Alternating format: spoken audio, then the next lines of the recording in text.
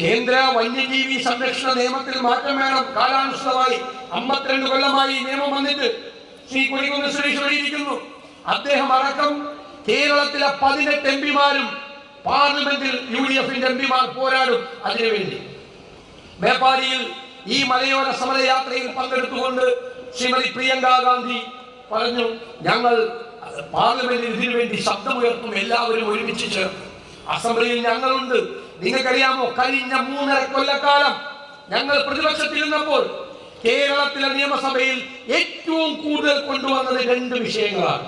ഒന്ന് ഈ മലയോരത്തെ ജനങ്ങളുടെ സങ്കടങ്ങൾ, 2 തീരപ്രദേശത്തെ പാവപ്പെട്ടവരുടെ വിഷമങ്ങൾ. ഇത് രണ്ടും 6 അടിയന്തര പ്രമേയങ്ങളാണ് മലയോരത്തെ ആളുകൾക്ക് വേണ്ടി കൊണ്ടുവന്നത്. നിരവധി ശ്രദ്ധ ക്ഷണിക്കൽ പ്രമേയങ്ങൾ, സബ്മിഷനുകൾ, നിരവധി പരിപാടികൾ. നിസ്സംഗതയാണ്, നിസ്സംഗത ഉണ്ടാക്കില്ല. ഞാൻ മന്ത്രിയായതുകൊണ്ടാണോ ആന കാട്ടിനിറങ്ങുന്നതെന്ന് ചോദിക്കുന്ന വനം മന്ത്രിയാണ് കേരളത്തിൽ. ശ്രീ റോജി എം ജോൺ ഇവിടെ ഇരിക്കുന്നത്. റോജി എം ജോൺ ഒരു ദിവസം നിയമസഭയിൽ ചോദിച്ചു, മയക്കുവെടി കൊണ്ടത് ആനയ്ക്കാണോ മന്ത്രിക്കാണോ എന്ന് സംശയമുള്ളത്. മയക്കുവെടി കൊണ്ടതുപോലെയാണ് ആന ഇരിക്കുന്നതെന്ന് റോജി എം ജോൺ നിയമസഭയിൽ പറഞ്ഞു. എന്നിട്ടും യാതൊരു അനക്കമില്ല.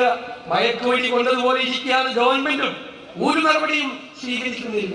ചെയ്തേ മതിയാവൂ, പരിഹാരം ഉണ്ടാക്കിയേ മതിയാവൂ. ഭൂമി ബഫർ സോൺ എന്ന പേരിൽ വീണ്ടും പ്രശ്നങ്ങൾ ഉണ്ടാവുകയാണ്. ഇവിടെയുണ്ട് ബഫർ സോൺ. ബഫർ സോൺ വന്നാൽ ഏകദേശം റിസർവ് ഫോറസ്റ്റിന്റെ സ്ഥിതിയാവും.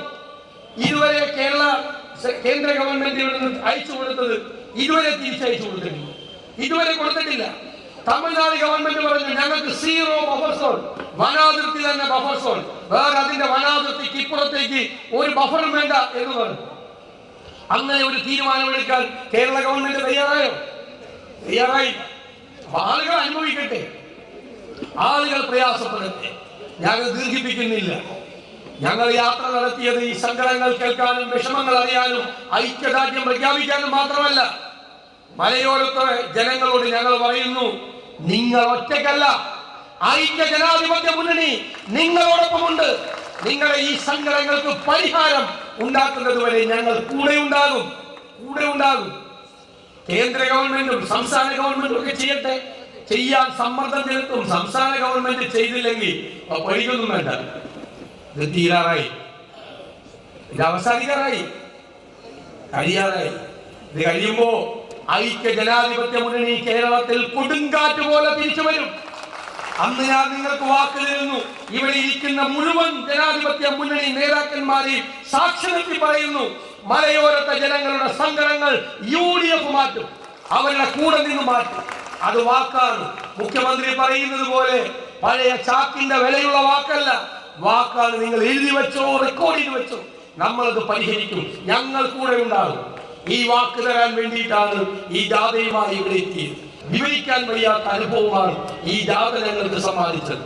ഈ ജാഥയിലുടനീളം ഇതിന് ഇരകളായി മാറിയവർ, അവരുടെ കുടുംബാംഗങ്ങൾ ഉൾപ്പെടെയുള്ള നിരവധി ആളുകൾ, പാവപ്പെട്ട കർഷകർ കണ്ണുനീരുമായി വന്ന് ഞങ്ങളോട് പരാതികളും സങ്കടങ്ങളും പറഞ്ഞു. പ്രതീക്ഷയോടുകൂടി അവർ കാത്തിരിക്കുക. ഈ ജാഥ ഞങ്ങൾ പ്രതീക്ഷിച്ചതിനേക്കാൾ എല്ലാം വലുതായി. ആദ്യമായിട്ടാണ് ഒരു രാഷ്ട്രീയ ജാഥയ്ക്കപ്പുറം ഒരു ജനപദത്തിന്റെ താല്പര്യങ്ങൾ ഉയർത്തിപ്പിടിച്ചുകൊണ്ട് കേരളത്തിൽ ഇതുപോലൊരു ജാഥ നടക്കുന്നത് ആദ്യമായിട്ടാണ്. മലയോരത്തെ ആ സങ്കടങ്ങൾ ഒപ്പിയെടുത്തുകൊണ്ട് നടത്തിയ ഈ ജാഥ തീർച്ചയായിട്ടും അവരുടെ പ്രശ്നങ്ങൾ പരിഹരിക്കാൻ വേണ്ടിയിട്ടുള്ള, ഞാൻ നേരത്തെ സൂചിപ്പിച്ചതുപോലുള്ള ഇനി ആരംഭിക്കാൻ പോകുന്ന തീക്ഷ്ണമായ പ്രയത്നത്തിന് ആത്മവിശ്വാസമാണ് നിങ്ങൾ നൽകിയത്.